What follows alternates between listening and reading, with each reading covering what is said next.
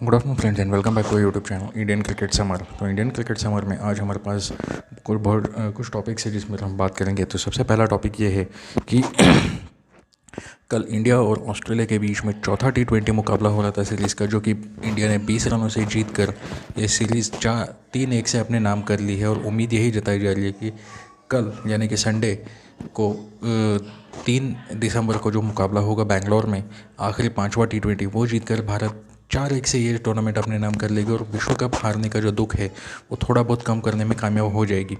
बहरहाल देखते हैं कि कल के मैच में क्या होता है, लेकिन अभी तो फिलहाल भारत 3-1 से ये टूर्नामेंट जीत चुका है और सीरीज़ अपने नाम कर चुका है। तो इस सीरीज़ में भारत की तरफ से रिंकू सिंह बहुत ही ज़बरदस्त और सफल बल्लेबाज रहे हैं और उसके साथ साथ रवि बिश्नोई, ये गेंदबाज, उन्होंने अपनी गेंदबाजी के दम पे उन्होंने भारत के लिए तीन मैच, मतलब जितने भी मैचेस हुए तीनों मैचेस में अपनी गेंदबाजी का लोहा मनवाया है उन्होंने। क्योंकि चारों मुकाबले जो अब तक हुए हैं, चारों मुकाबले के पहली ओवर में ही रवि बिश्नोई ऑस्ट्रेलिया के विकेट लेने में कामयाब हुए हैं। तो भारत ने ये मुकाबला जीत कर 3-1 से ये टूर्नामेंट अपने नाम कर लिया है। तो आइए देखते हैं कल का मैच किस तरह से हुआ। तो कल जब ऑस्ट्रेलिया ने टॉस जीता और पहले फील्डिंग करने का निर्णय लिया उनके कप्तान मैथ्यू वेड ने, तो और भारत को पहले बैटिंग दी, तो शुरुआत बहुत ही बढ़िया रही ऑस्ट्रेलिया की, क्योंकि उनके ऑस्ट्रेलिया की तरफ से पहला ओवर करने आए उनके एरन हार्डी, इन्होंने पहला ओवर मेडन डाल दिया। हालांकि 1 रन आया उसमें, लेकिन वो मेडन ही गिना जाएगा क्योंकि वो लेग बाय का रन आया था। तो उसमें जब भारत की शुरुआत हुई तो भारत की तरफ से यशस्वी जायसवाल 28 गेंदों में 37 रन उन्होंने बनाए, 6 चौके और 1 छक्का उन्होंने लगाए। ऋतुराज गायकवाड़ 28 गेंदों में 32 रन बनाए, उन्होंने 3 चौके 1 छक्का उन्होंने लगाए।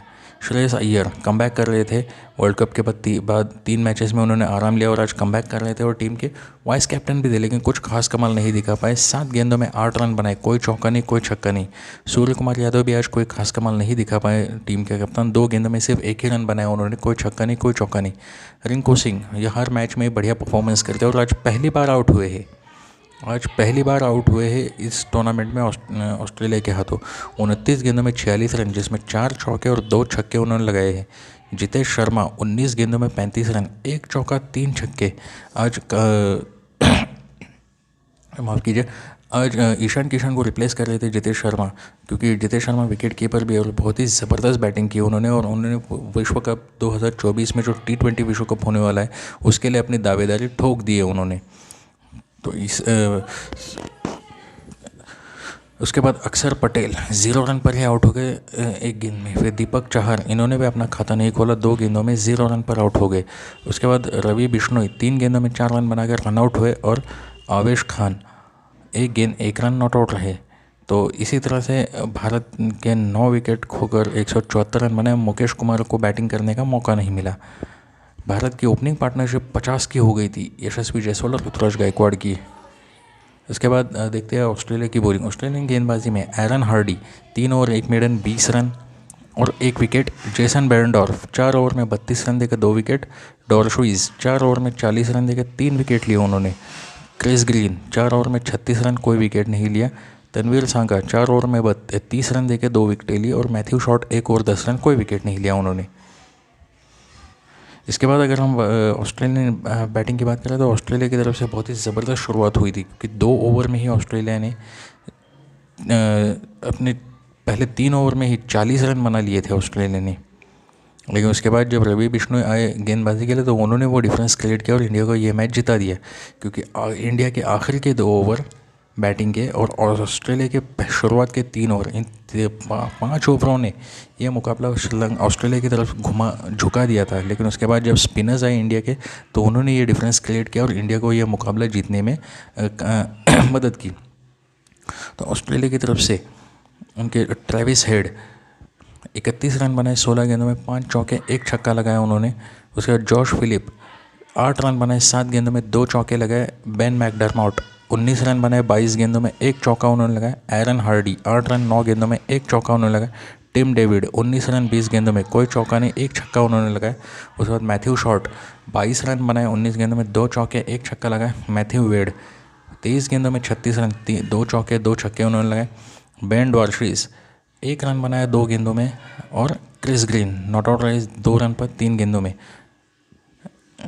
कोई चौका नहीं, कोई छक्का नहीं। इसी तरह से ऑस्ट्रेलिया के 7 विकेटें खोकर निर्धारित 20 ओवर में 7 विकेटें खोकर 154 रन बनाए और भारत 20 रनों से यह मुकाबला जीत गया। जेसन बैरनडॉर्फ और तनवीर संगा को बल्लेबाजी की उनको बैटिंग नहीं मिली। उसके बाद आइए अब हम देखते हैं इंडियन बॉलर्स की। तो इंडियन बॉलर्स की तरफ से Deepak Chahar 4 over 44 run 2 wicket, 11 का इकॉनमी रेट रहा उनका। मुकेश कुमार 4 ओवर 42 रन, कोई विकेट नहीं। Ravi Bishnoi 4 over 17 run 1 wicket, ये स्पेल ने डिफरेंस डाल दिया इस मैच में। और अक्षर पटेल 4 ओवर 16 रन 3 विकेट। अक्षर पटेल का ये स्पेल बहुत ज़बरदस्त रहा।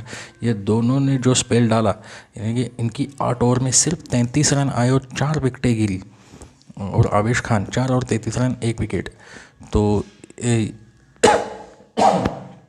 नहीं, माफ़ कीजिए, इस तरीके से भारत ने ये मुकाबला जीत लिया। और भारत ने ये ना ही सिर्फ मुकाबला जीता है, बल्कि भारत ने ये सीरीज़ भी अपने नाम कर लिया 3-1 से।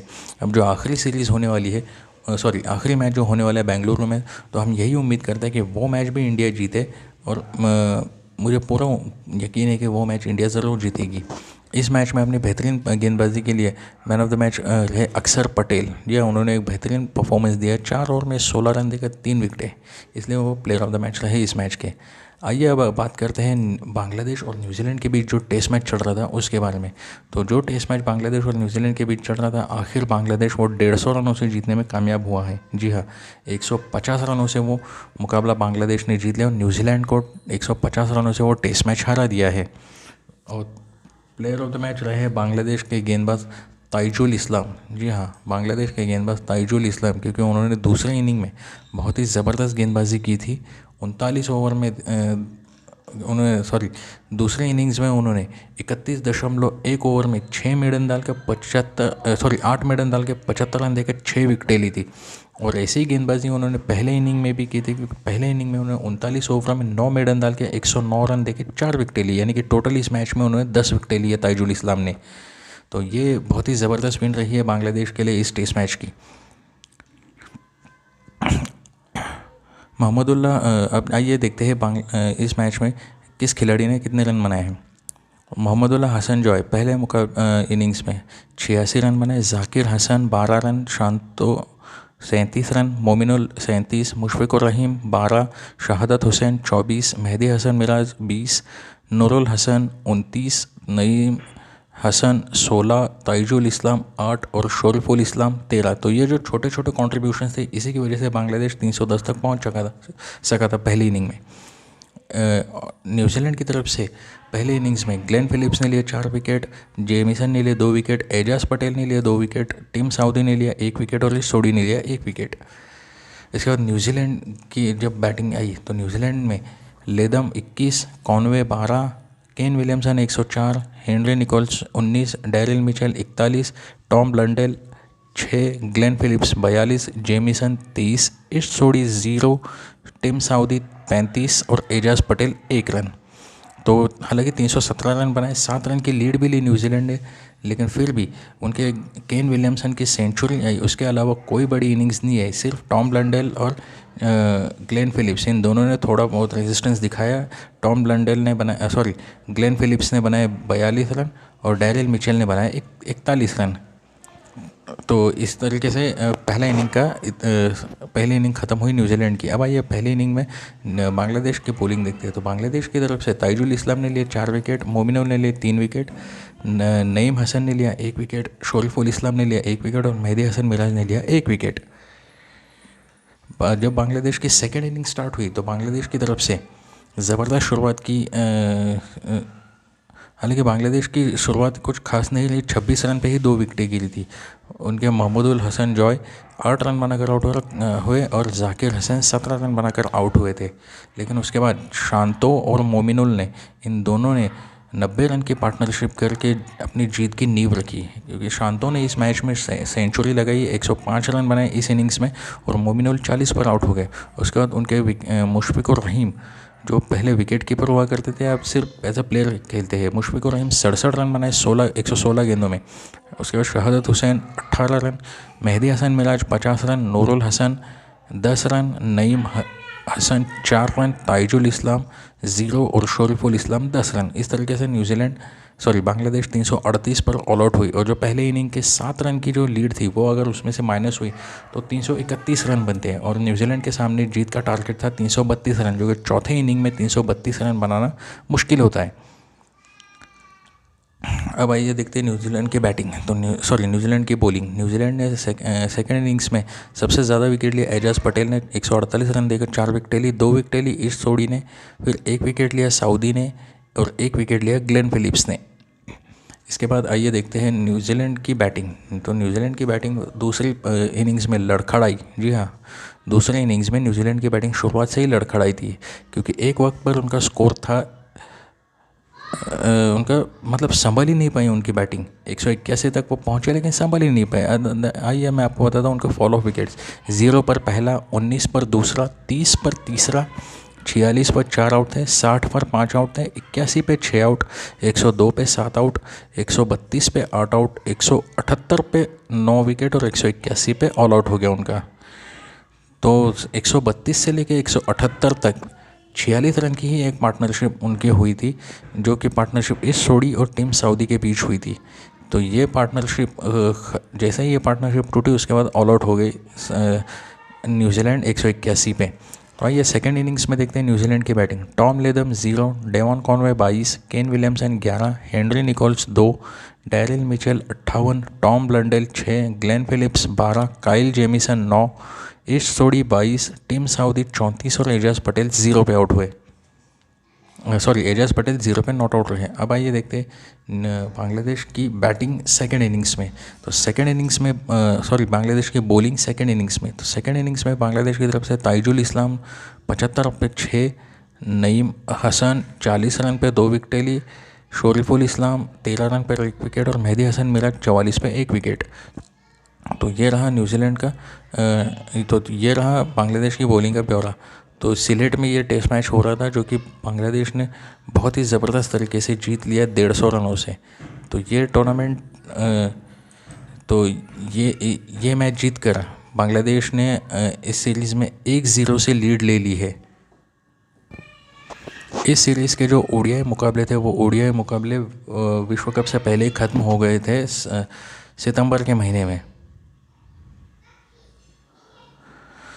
वो सीरीज़ का रिज़ल्ट ये रहा था कि न्यूजीलैंड 2-0 से वो सीरीज़ जीत गई थी, क्योंकि पहला ओडीआई बारिश की वजह से नो रिज़ल्ट रहा। दूसरा ओडीआई न्यूजीलैंड ने 86 रनों से जीता था। तीसरा ओडीआई न्यूजीलैंड ने 7 विकेटों से जीत लिया था। तो ये टेस्ट मैच जो है वो टेस्ट मैच बांग्लादेश अभी पहला टेस्ट मैच 1-0 से जीत गया है और दूसरा टेस्ट मैच बांग्लादेश का और न्यूजीलैंड के बीच में अभी होना बाकी है। और ये टेस्ट मैच होगा 6 दिसंबर से ढाका में। तो आइए तो अब देखते हैं कि सेकंड टेस्ट मैच क्या होता है। अब ये तो तय कि बांग्लादेश ये सीरीज़ हारने वाली नहीं है। न्यूजीलैंड वो टेस्ट मैच जीत कर सीरीज़ लेवल ज़रूर कर सकता है, लेकिन बांग्लादेश ये टेस्ट मैच हार नहीं सकता और बांग्लादेश ये टेस्ट सीरीज़ हार नहीं सकता और न्यूजीलैंड ये टेस्ट सीरीज़ जीत नहीं सकता। WTC के साइकिल में ये न्यूजीलैंड और बांग्लादेश दोनों का पहला टेस्ट मैच था। तो बांग्लादेश ने ये टेस्ट मैच जीतकर अपना रिकॉर्ड 100% कर लिया और अभी देखते हैं कि बांग्लादेश कहाँ पर आएगा। बांग्लादेश पॉइंट्स टेबल में अभी आएगा दूसरे स्थान पर, जो कि पहले स्थान पर है पाकिस्तान। 2 मैचेस 2 विन 24 पॉइंट और 100% है उनका। दूसरे नंबर पे फिलहाल तो भारत है, 2 मैचेस 1 विन 1 ड्रॉ 16 पॉइंट्स और 66.67 का उनका परसेंटेज है। नंबर 3 पे है Australia, 5 matches 2 win 2 loss 1 draw 18 points है उनके और 30% है उनका। चौथे नंबर पे West Indies, 2 matches 1 loss 1 draw 4 point और 16.67 का उनका परसेंटेज है। पाँचवें नंबर पे England, 2 matches 2 loss 1 win 2 win 2 loss 1 draw और 9 पॉइंट्स है उनके और 15% है उनके। और आखिरी छठे स्थान पर है श्रीलंका, 2 मैचेस 2 लॉस कोई पॉइंट नहीं उनके और परसेंटेज है उनका 0। अभी श्रीलंका स्लिप हो जाएगी 7वें नंबर पे और 6 नंबर पे आएगी न्यूजीलैंड, क्योंकि एक मैच खेला है, 1 मैच जीता है, हारा है उन्होंने। और बांग्लादेश 1 मैच जीत कर दूसरे नंबर पे आएगी, 1 मैच 1 जीत 100 पॉइंट्स के साथ दूसरे नंबर पे आएगी वो 100% के साथ। तो आइए अब हम बात कर लेते हैं कि दिसंबर के महीने में कौन से दौरे होने वाले हैं इंटरनेशनल टूर्स में। तो दिसंबर के महीने में सबसे पहला इंटरनेशनल टूर जो होने वाला है वो England tour of West Indies. जिसमें इंग्लैंड वेस्ट इंडीज़ के खिलाफ सबसे पहले 3 ओडीआई मुकाबले खेलेंगे 3 दिसंबर से लेके, यानी कि कल से 3 दिसंबर से लेके 9 दिसंबर तक। और ये पहला ओडीआई मुकाबला उनका होने वाला है एंटीगुआ में। सेकंड दूसरा ओडीआई मुकाबला वही सेम स्टेडियम एंटीगुआ में होगा, sir Vivian Richards stadium Antigua. और थर्ड ओडीआई मुकाबला उनको होने वाला है केंसिंगटन ओवल, ब्रिस्टोन, बारबाडोस में। उसके बाद T20 सीरीज़ उनकी स्टार्ट होगी, जिसमें उनके 5 T20 मुकाबले होंगे। और 5 T20s में पहला T20 मुकाबला 12 दिसंबर बारबाडोस में, दूसरा T20 मुकाबला 14 दिसंबर ग्रेनेडा में, तीसरा T20 मुकाबला 16 दिसंबर ग्रेनेडा में, चौथा T20 मुकाबला 19 दिसंबर त्रिनिदाद में, और पाँचवा T20 मुकाबला होगा उनका 21 दिसंबर त्रिनिदाद में। तो ये तो रहा इनका इंग्लैंड टूर ऑफ ऑस्ट्रेलिया, जिसमें 3 ओडीआई और 5 T20 मुकाबले खेले जाएंगे। इसके बाद हो गए पाकिस्तान टूर ऑफ ऑस्ट्रेलिया, जो कि स्टार्ट होगा 6 दिसंबर से, वार्म अप गेम से स्टार्ट होगा प्राइम मिनिस्टर 11 की टीम के साथ, जिसमें उन्हें 4 दिन का एक वार्म अप गेम खेलना है और 3 टेस्ट मैचेस खेलने हैं। जो कि पहला टेस्ट मैच होगा 14 दिसंबर से लेकर 18 दिसंबर तक पर्थ में, दूसरा टेस्ट मैच होगा 26 दिसंबर से लेकर 30 दिसंबर तक मेलबॉर्न में, और तीसरा टेस्ट मैच होगा 3 जनवरी से लेकर 7 जनवरी तक सिडनी में। इसके बाद होगा ऑस्ट्रेलिया पाकिस्तान के टेस्ट सीरीज़ के बाद होगा Ireland tour of Zimbabwe. Ireland tour of Zimbabwe ये स्टार्ट होगा 7 दिसंबर से लेके। इस सीरीज़ में 3 T20 इस दौरे पे हो गए 3 T20 मुकाबले, जो तीनों T20 मुकाबले हरारे में खेले जाएंगे। पहला T20 होगा 7 दिसंबर, दूसरा होगा 9 दिसंबर, तीसरा T20 होगा 10 दिसंबर को। उसके बाद 3 ओडीआई मुकाबले खेले जाएंगे इस दौरे पर। पहला तीनों ओडीआई हरारे में ही खेले जाएंगे। पहला होगा 13 दिसंबर, दूसरा होगा 15 दिसंबर, और तीसरा T20 होगा तीसरा ओडीआई होगा 17 दिसंबर को, संडे को। तो ये एक बहुत ही ज़बरदस्त सीरीज़ होने वाली है इन दोनों देशों के बीच में। इसके बाद दिसंबर में भारत का दक्षिण अफ्रीका दौरा होगा, जो कि 10 दिसंबर से स्टार्ट होगा। सबसे पहले इसमें होंगे 3 T20I मुकाबले, जो कि पहला T20I खेला जाएगा डरबन में 10 दिसंबर को, दूसरा T20 मुकाबला होगा गेकरबाहा में जो 12 दिसंबर को होगा, तीसरा T20 मुकाबला खेला जाएगा जोहानिसबर्ग में 14 दिसंबर को। उसके बाद होंगे 3 ओडीआई मुकाबले। तो पहला ओडीआई मुकाबला होगा जोहानिसबर्ग में 17 दिसंबर को, दूसरा ओडीआई मुकाबला होगा सेंट जॉर्ज पार्क गेकरबाहा में जो 19 दिसंबर को होगा, तीसरा ओडीआई मुकाबला होगा बोलैंड पार्क पार्ल में 21 दिसंबर को खेला जाएगा ये मुकाबला। उसके बाद 26 दिसंबर से 30 दिसंबर पहला टेस्ट मैच खेला जाएगा सुपर स्पोर्ट्स पार्क सेंचुरियन में, और दूसरा टेस्ट मैच खेला जाएगा 3 जनवरी से लेकर 7 जनवरी तक केप टाउन में। तो इस तरीके से होगा भारत का दौरा दक्षिण अफ्रीका का। और इसी महीने एक और दौरा होने वाला है, जो कि अब बांग्लादेश जाएगी न्यूजीलैंड। जी हाँ, बांग्लादेश का न्यूजीलैंड दौरा होगा, जिसमें 3 ओडीआईज और 3 T20 मुकाबले खेले जाने वाले हैं। तो पहला जो कि ये दौरा शुरू होगा 17 दिसंबर से। तो पहला ओडीआई मुकाबला 17 तारीख को होगा ड्यूनेडिन में, दूसरा ओडीआई मुकाबला नेल्सन में खेला जाएगा 20 दिसंबर को, और तीसरा ओडीआई मुकाबला नेपियर में खेला जाएगा 23 दिसंबर को। उसके बाद 3 T20 मुकाबले होंगे, जो कि पहला T20 मुकाबला नेपियर में होगा 27 दिसंबर को, दूसरा T20 मुकाबला होगा माउंट मोंगोनाई को 29 दिसंबर को, तीसरा T20 मुकाबला होगा 31 दिसंबर को माउंट मोंगोनाई स्टेडियम में। तो ये तो रहे दिसंबर मंथ में होने वाले सीरीज़ के बारे में पूरी जानकारी। तो आइए अब बात करते हैं भारत के जो स्क्वाड चुना गया है साउथ अफ्रीका दौरे के लिए, टेस्ट, ओडीआई, T20 इन तीनों सीरीज में। तो आइए अब उसके बारे में हम बात कर लेते हैं। जी हाँ दोस्तों, तो आइए अब बात कर लेते हैं India tour of south Africa के जो स्क्वाड सिलेक्शन जो हुए हैं उसके बारे में। इसमें इंडिया ने जो साउथ अफ्रीका के खिलाफ ओडीआई, T20 और टेस्ट के जो स्क्वाड सिलेक्शन किए, इसमें हर फॉर्मेट के लिए अलग अलग कप्तान चुना गया है, यानी कि तीनों फॉर्मेट में 3 कप्तान चुने गए हैं। तो इसका रीज़न तो यही हम बता सकते हैं आपको कि रोहित शर्मा ने वाइट बॉल फॉर्मेट यानी कि ओडीआई और T20 से ब्रेक ले लिया है साउथ अफ्रीका दौरे से। वो सिर्फ रेड बॉल क्रिकेट ही खेलेंगे, यानी कि टेस्ट मैचेस ही खेलेंगे। और उसके बाद उन वाइस कप्तान थे हमारे हार्दिक पांड्या। हार्दिक पांड्या चोट की वजह से वो ये दौरान नहीं खेल पा रहे, तो इस वजह से 3 कप्तान चुने गए हैं। तो आइए अब हम बात करते हैं इसी के बारे में। तो सबसे पहले टेस्ट टीम के बारे में बात करते हैं। तो टेस्ट टीम में होंगे रोहित शर्मा, शुभमन गिल, यशस्वी जायसवाल, विराट कोहली, श्रेयस अय्यर, ऋतुराज गायकवाड़, ईशान किशन, राहुल, रविचंद्रन अश्विन, रविंद्र जडेजा, शार्दुल ठाकुर, मोहम्मद सिराज, मुकेश कुमार, मोहम्मद शामी, जसप्रीत बुमराह वाइस कैप्टन होंगे और प्रसिद्ध कृष्णा। तो ये खिलाड़ी चुने गए टेस्ट मैचेस के लिए। आइए अब बात करते हैं ओडीआई के बारे में। तो ओडीआई क्रिकेट में भारत हमारी टीम में चुने गए हैं सबसे पहले हुए ऋतुराज गायकवाड़, साई सुदर्शन, तिलक वर्मा, रजत पाटीदार, रिंकू सिंह, श्रेयस अय्यर, राहुल। कप्तान और विकेट कीपर होंगे संजू सैमसन, विकेट कीपर अक्षर पटेल, वाशिंगटन सुंदर, कुलदीप यादव, युजवेंद्र चहल, मुकेश कुमार, आवेश खान, अर्शदीप सिंह और दीपक चहर। तो ये खिलाड़ी खेले होंगे हमारे ओडीआई स्क्वाड में। तो आइए अब हम बात कर लेते हैं हमारे T20 स्क्वाड के बारे में। तो T20 में होंगे यशस्वी जायसवाल, शुभमन गिल, ऋतुराज गायकवाड़, तिलक वर्मा, सूर्य कुमार यादव, कप्तान होंगे Rinku Singh, Shreyas Iyer, Ishan Kishan wicket keeper, Jitesh Sharma wicket keeper, Ravindra Jadeja vice captain, Washington Sundar, Ravi Bishnoi, Kuldeep Yadav, Arshdeep Singh, Mohammad Siraj, Mukesh Kumar और दीपक चहर। तो ये खिलाड़ी होंगे हमारे T20 इंटरनेशनल इसमें साउथ अफ्रीका के लिए। तो ये तो रही हमारे तीनों टीम के स्क्वाड के बारे में जानकारी। इसके बारे में हम डिटेल में और बात करेंगे, लेकिन हमारी अगली वीडियो में जब हमारी टीम इंडिया जाएगी दक्षिण अफ्रीका दौरे पे, तो हम हर प्लेयर के हम हर प्लेयर का एनालिसिस करेंगे। तो आज के वीडियो में बस इतना ही। Thank you, goodbye and take care.